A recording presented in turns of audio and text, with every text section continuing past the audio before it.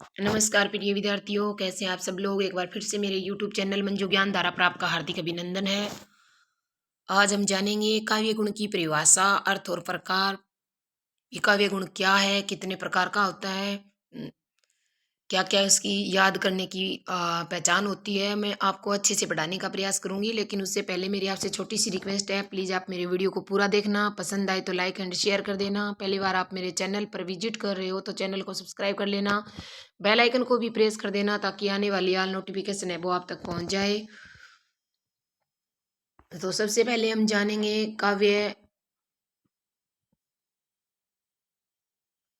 गुण की परिभाषा। ये काव्य गुण क्या है? काव्य का मतलब होता है कविता के गुण, कविता के गुण। यानी जिस प्रकार एक मनुष्य की पहचान उसकी ईमानदारी, कर्तव्यनिष्ठा से, ईमानदारी से होती है, उसी प्रकार एक अच्छी कविता के अंदर काव्य गुण होना जरूरी है। तो काव्य गुण की परिभाषा आप देखो, रस को उत्कर्ष करने वाले तत्वों को क्या कहते हैं? काव्य गुण कहते हैं। यानी काव्य के सौंदर्य को बढ़ाने वाले, काव्य के सौंदर्य, काव्य यानी कविता जिस जो रची जा रही है उसका जो सौंदर्य है उसको बढ़ाने के लिए, उत्कर्ष करने के लिए जिस तत्वों को काम में लेते हैं उसे क्या कहते हैं? काव्य गुण कहा जाता है। ठीक है। अब आप देखो, डॉक्टर नगेंद्र के अनुसार काव्य गुण की क्या परिभाषा है? काव्य के उन उत्कर्ष साधकों, साधक तत्वों को कहते हैं जो मुख्य रूप से रस और गौण रूप से शब्दार्थ में नित्य धर्म में होते हैं। यानी काव्य गुण के उन उत्कर्ष साधक तत्वों को कहते हैं जो मुख्य रूप से तो रस के गौण रूप में या शब्दार्थ के नित्य धर्म में होते हैं, उसे क्या कहते हैं? काव्य गुण कहते हैं। किसके अनुसार? डॉक्टर नगेंद्र जी के अनुसार। ठीक है। भरतमुनि जी ने अपने नाट्य शास्त्र के अंदर 10 काव्य गुणों को माना है, 10 काव्य गुणों की संख्याओं का उल्लेख किया है। काव्य प्रकाश ग्रंथ के लेखक आचार्य मम्मट। अब आपसे पूछ लिया जाए भी आचार्य मम्मट जी ने किस ग्रंथ की रचना की, तो काव्य प्रकाश की रचना की। काव्य गुण कितने माने? तो आचार्य मम्मट जी ने 3 गुण माने, और उन तीनों गुणों को हम आज अच्छे से जानेंगे। कौन कौन से होते हैं 3 गुण? माधुर्य, ओज और प्रसाद। माधुर्य गुण किसे कहते हैं, क्या क्या पहचान है? ओज गुण किसे कहते हैं, क्या क्या पहचान है? और प्रसाद गुण किसे कहते हैं, क्या क्या पहचान है? मैं आपको अच्छे से पढ़ाने का प्रयास करूंगी।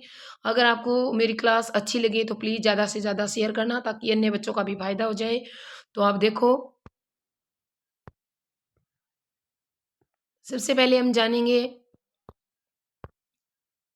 भी ओज गुण क्या है, माधुर्य गुण क्या है, प्रसाद गुण क्या है। तो साधारण रूप में मैं आपको थोड़ा सा एक बताने का प्रयास करूंगी। ओज गुण किसे कहते हैं? जिस प्रकार हमारे गांव में ब्याह शादी होती है, जब ढोल की जब आवाज़ सुनाई देती है तो हमें मतलब एक दिल में उमंग सी होती है, उत्साह सा होता है।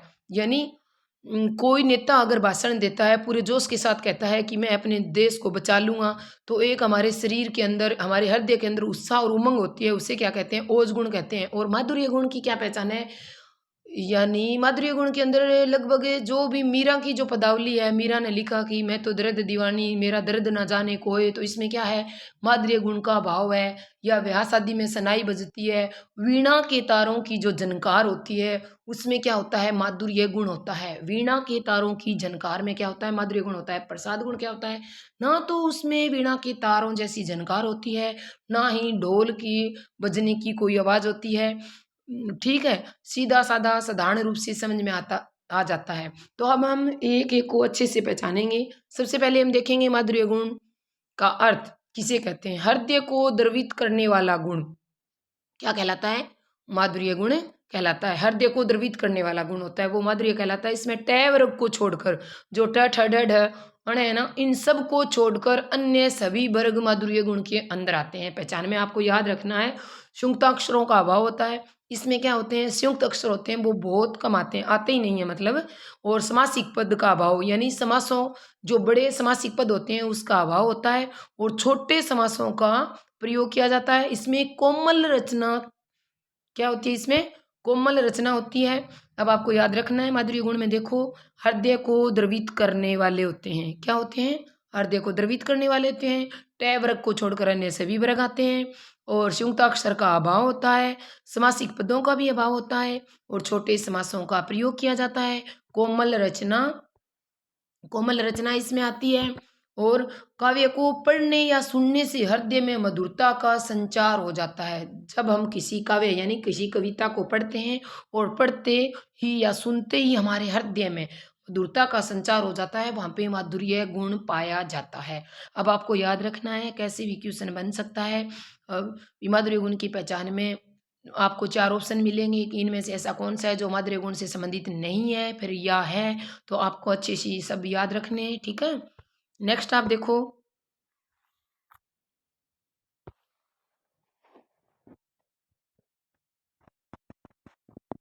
अब हम बात करेंगे माधुर्य गुण के अंदर आपसे अगर रीति पूछ ली जाए, ये परीक्षा की दृष्टि से महत्वपूर्ण है, आप ध्यान देना। माधुर्य गुण के अंदर अगर आपसे रीति पूछ ली जाए तो आपको आंसर लगाना है वेद्रवी रीति होती है। कौन सी रीति होती है? वेद्रवी रीति होती है। यह जो गुण होता है उसमें कौन कौन से रस पाए जाते हैं, ये दोनों क्वेश्चन परीक्षा की दृष्टि से महत्वपूर्ण है। भी जो माधुर्य जो गुण है उसमें कौन कौन से रस पाए जाते हैं, किस प्रकार की रीति होती है। तो माधुर्य गुण के अंदर वेद्रवी रीति होती है, श्रृंगार, शांत और क्रूण रस पाए जाते हैं। ये बात आपको याद रखनी है। माधुर्य गुण के अंदर वेद्रवी रीति पाई जाती है, श्रृंगार, शांत और करुण रस पाए जाते हैं, ठीक है। आपको ये याद रखना है। अब क्वेश्चन ऐसे बन सकता है भी ऐसा कौन सा रस है जो माधुर्य गुण के अंदर नहीं पाया जाता है, तो आपको ध्यान देना है। ऑप्शन में नीचे आपको मिलेंगे, तो आपको ये ध्यान देना है। श्रृंगार रस, शांत रस और करुण रस ये माधुर्य गुण के अंदर पाया जाता है।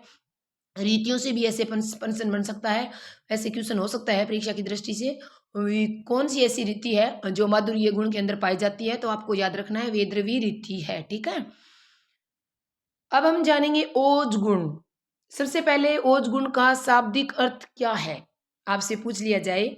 नीचे 4 ऑप्शन मिलेंगे, उसमें दे दिया जाए भी ओज गुण का शाब्दिक अर्थ क्या है, या फिर इसमें से ऐसा कौन सा अर्थ है जो ओज गुण से संबंधित है। तो आपको याद रखना है तेज, प्रताप, दीप्ति। जिस काव्य को पढ़ने या सुनने में हृदय में ओज, उमंग, उत्साह का संचार होता है उसे ओज गुण कहते हैं। शाब्दिक अर्थ में आपको तेज, प्रताप और दीप्ति याद रखना है। काव्य यानी कविता होती है, जिस कविता को पढ़ते ही सुनते ही हृदय में ओज, उमंग और उत्साह का संचार होता है उसे क्या कहते हैं? ओज गुण कहते हैं, आपको याद रखना है। अब ओज गुण से संबंधित आपसे पूछ ली जाए भी कौन सी जो रीति है वो ओज गुण से संबंधित है, तो गौड़ी रीति होती है वो ओज गुण से संबंधित होती है। ओज गुण के अंदर कौन कौन से रस आते हैं, ये क्वेश्चन फर्स्ट ग्रेड में आया हुआ क्वेश्चन है, आपको अच्छे से याद रखना है। भी ओज जो गुण है उसके अंदर वीर, विवश, रौद्र और भयानक रस पाए जाते हैं। अब क्वेश्चन हाँ या ना दोनों में बनता है, कैसे भी हो सकता है, ऐसे भी पूछा जा सकता है भी ओज गुण के अंदर कौन कौन से रस आते हैं, या फिर कौन सा ऐसा रस है जो ओज गुण से संबंधित नहीं है। तो आपको अच्छे से ये चारों रस आपको याद रखने हैं। वीर, विवश, रौद्र और भयानक रस होते हैं, वो ओज गुण से संबंधित होते हैं। गौड़ी रीति होती है। ओज का शाब्दिक अर्थ मैंने आपको बता दिया, तेज या प्रताप, दीप्ति होता है। और ऐसी कविता, ऐसा काव्य जिसको पढ़ते ही या सुनते ही हमारे हृदय में ओज, उमंग और उत्साह का संचार हो जाता है, वहां पे ओज गुण पाया जाता है। अब पहचान के रूप में आपको क्या याद रखना है, देखो पहचान आपसे पूछी जा सकती है, वियोज गुण से संबंधित कौन सी पहचान है या फिर नहीं है। तो काव्य में कठोर कठोर शब्दों का प्रयोग मिलेगा, कविता के अंदर कठोर शब्दों का प्रयोग मिलेगा। संयुक्ताक्षर वर्णों का प्रयोग यानी संयुक्त अक्षर ज्यादा मिलेंगे। संयुक्त वर्ण में रह के संयोग युक्त टैठ है, डढ़ है का अधिक प्रयोग मिलेगा आपको। समास समास अधिक मिलेंगे। इसमें क्या होता है, समासों का प्रयोग अधिक होता है, कठोर वर्णों की प्रधानता होती है, यानी योज गुण से संबंधित आपको याद रखना है। काव्य में कठोर शब्द आपको मिलेंगे, संयुक्त अक्षर के वर्ण मिलेंगे और टैठ है, डढ़ इसका प्रयोग अधिक मिलेगा। फॉर एग्जाम्पल के तौर पर हम बात करें तो देखें तो देखो इसमें क्या होता है,